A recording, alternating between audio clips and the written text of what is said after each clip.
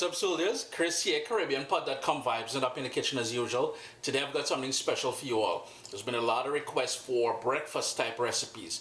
Still summertime here, and you can do this one outside on the grill. It's totally up to you. I'm doing it inside. I'm going to start it on the stove, finish it in the oven. Yo, you're going to love this one. This one here is, it's going to go viral. It's so bad. We're doing a plantain frittata. You heard me right, an all-in-one dish with eggs. Sweet peppers, salted cod, and we're gonna top it all off with some fried and glazed plantain. Here, man, this thing is just gonna, it's gonna blow people away. Trust me on this one. Always a pleasure to have you guys here in the kitchen with me. Let's vibes it up, man. I have here my cast iron pan, and this is oven proof. So you want to use something that's oven proof because we're gonna finish this off in the oven on a low medium heat. And I'm gonna go in with a good dose of olive oil. While this pan is really seasoned nicely, I just want to ensure that nothing sticks near the end. I'm going to turn my heat down to low now, and right away I'm going to start with softening up all the ingredients. And here I have some onions,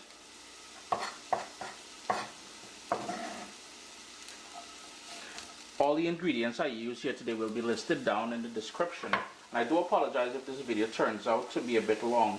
Additionally, I will post a recipe on CaribbeanPod.com, and here I have about 1 cup of prepared salted cod, which has been flaked, and I have a video on the Food FAQ channel showing you how to prepare it. And preparing it just means it simply means rehydrating it and removing all of the salt. So you would either soak it with water overnight and then flake it, or in my case here I boiled it for about 10 minutes on a rolling boil, just to remove most of that salt, as I said. And this is where most of that flavor is going to start happening here now. So I want this to really go gently on that low heat. I'm going to go in with some black pepper,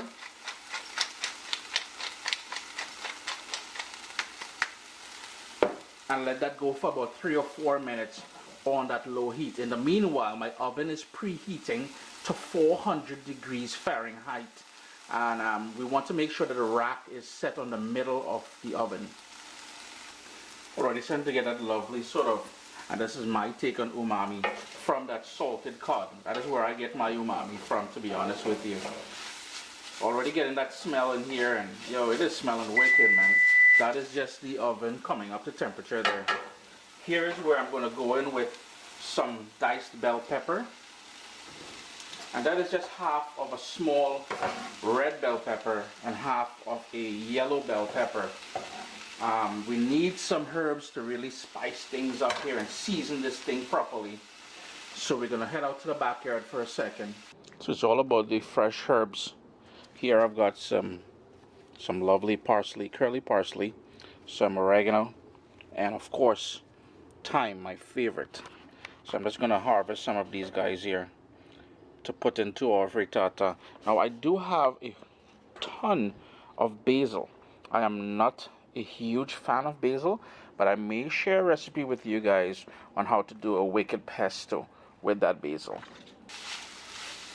I just realized I'm using the wooden spoon which was sent to me by, maybe here, my girl Trini Cooking with Natasha. Check out her YouTube channel.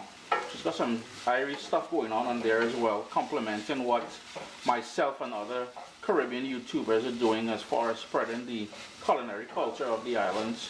So do go ahead and check her out. Sweating down nicely. And here's where we're going to go in with that parsley we just got from the backyard there, washed and chopped. You can already see, we got some ivory colors. We got the ice green and gold going on there, man. Look at that. The oregano, and I'm just going to break off the leaves. I'm not going to chop these. And if you don't have oregano, you can leave it out. Now, as I said outside there, if you're into basil, you can chop some basil in here, but I wouldn't add it yet. I would add it later on. And we've got that fresh thyme. These are all tender, really nice and tender. So I'm just breaking up the tender parts of it there. The stalk you don't want in there. So we've got that thyme in there. I'm just going to give that a stir and I'll continue sweating that down. I also found some grape tomato in the fridge, so I'm going to go in with that grape tomato as well. If you have just regular tomato and you just want to give that a chop to put it in there, you can certainly do that. And I've got here the quarter bottom of a scotch bonnet pepper. Now that's not going to be overly hot, because the main areas, as we have discussed before, of that heat is going to be the seeds and that white membrane surrounding the seeds there.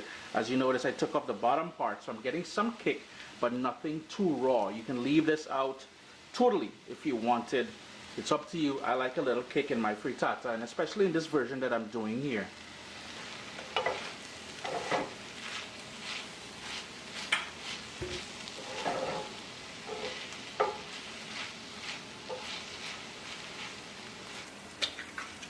Just gonna prepare my eggs now, and I'm using some free-range eggs here. There we go. You go in there, buddy.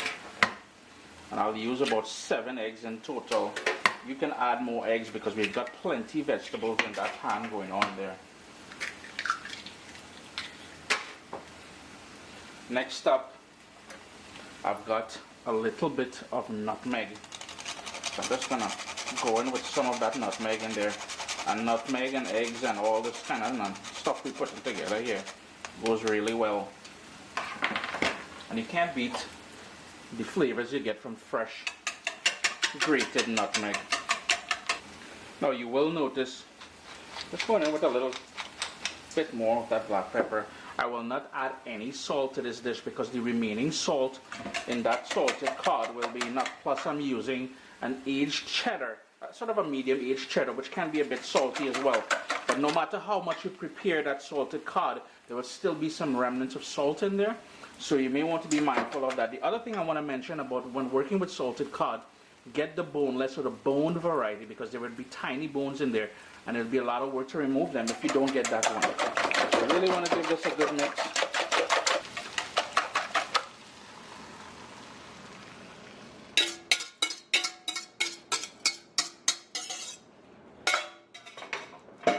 Here's where I'm going to go in with a small spoon now and make sure and move everything around, because we want all those vegetables and the eggs and everything to combine nicely. With every bite we want to get a little bit of the salted cod, a little bit of the tomato, the herbs, everything. All we're going to do at this point now, my heat is still on low. I want this to set before we go into the oven. So set just means to hold its shape just a little bit. I'm going to work in that cheddar as well. Just move that around just a little bit. We want that cheddar to be all between. As I said, the key is getting a bite of everything with every fork. Almost got tongue-tied there, with every fork that we go in with. There's a tiny bit more of that cheddar. It's trying to take its shape nicely, so it's now time. I gotta remember that this is hot. I'm gonna put it in the oven now, middle rack, and then we're gonna get to step 2 now, preparing the plantains. Basically all I'm doing is frying off some plantain coin. So this is a fully ripe plantain. It will go black, it will go ugly on the outside, and that's when it is its sweetest. I'm just sort of frying these off in shallow frying it, so maybe quarter of a, not even quarter, an eighth of a cup of vegetable oil, just to coat the bottom of the non-stick frying pan here.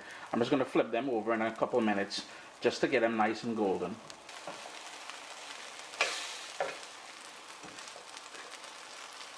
As the rest of my plantain browns off there, all I'm going to do is I have an orange and I want to get, wrong side, I want to zest that orange. I'm just doing it on my board here. Try not to go too deep. Once you start seeing white there, you need to stop. And I'm going to zest this orange, and the zest from it, I have here about 1.5 tablespoons of golden brown sugar. We're going to add the zest to this, give it a good mix, and you'll see what we'll do with that in a second. But I'm going to continue zesting this. It's been about 10 minutes in the oven, and it's taking on a nice shape there. It's gone nice and firm now. And here's where we're going to top it with the fried plantain. And you just want to go ahead and keep topping that all the way around. Do a design. You don't have to do a design. It's totally up to you. But basically what we're doing here is finishing this off in that true Caribbean way. Remember, we've got that salted cod in there, so we've got the sweet, we've got, the salt, we've got the sweet from this plantain, we've got the herbal element from all those herbs we added in there, the sweetness from those peppers. There's all kind of niceness going on here. No joke. This is the brown sugar and orange zest that I have, and I'm just going to sprinkle on some of it, top the pieces of plantain with some of this, and that's going to go nice and bubbly and take on a sort of a caramelized something. We're going to stick it back in the oven just for maybe about a minute or two. So push the heat up on your oven now to the broil setting, because we just want to give this some color on the top now. So there we go, friends, my take on a plantain frittata. I'm just going to allow it to cool maybe about 3 or 4 minutes before I remove it from the pan here, but for presentation purposes I'm leaving it in there because I still got to take pictures for the website. Always a pleasure to have you guys here in the kitchen with me. Oh, by the way, it took, I think, 4 minutes under the broil setting, and the broil setting on my oven is 525 degrees. You can let it go a bit more if you want it a bit more caramelized on the top. This is good as it is here. Always a pleasure to have you guys here in the kitchen with me. If you have a question or concern, or you'd like to say something, leave a comment down below. I try my best to answer comments within the first 24 hours of the video going live. Additionally, you can contact me via the website at caribbeanpot.com, on Twitter at Abzuki, and Facebook, The Real Caribbean Pot. Remember to hit that thumbs up. Yo, this thing here is mad good, man.